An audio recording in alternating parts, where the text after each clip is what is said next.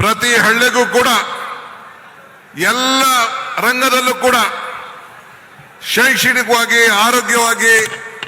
ಗ್ರಾಮೀಣ ಅಭಿವೃದ್ಧಿ ಮತ್ತು ಉದ್ಯೋಗ, ರಸ್ತೆಗಳು ಎಲ್ಲ ರಂಗದಲ್ಲೂ ಇವತ್ತು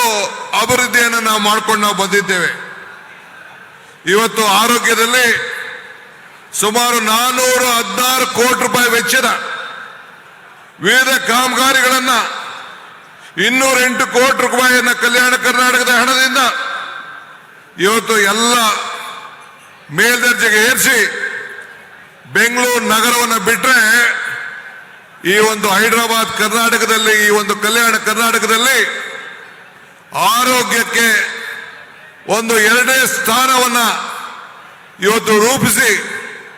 ಏನು ಮಲ್ಲಿಕಾರ್ಜುನ್ ಖರ್ಗೆ ಅವರು ಕಾರ್ಮಿಕ ಸಚಿವರಾಗಿದ್ದಾಗ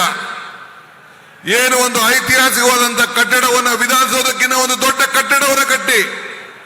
ಜನರಿಗೆ ಆರೋಗ್ಯವನ್ನ ಕೊಡ್ಲಿಕ್ಕೆ ಏನು ಒಂದು ಪ್ರಯತ್ನವನ್ನು ಮಾಡಿದ್ದಾರೆ, ಇವೆಲ್ಲ ಸಾಕ್ಷಿಯಾಗಿ ಇವತ್ತು ಉಳ್ಕೊಂಡಿದೆ.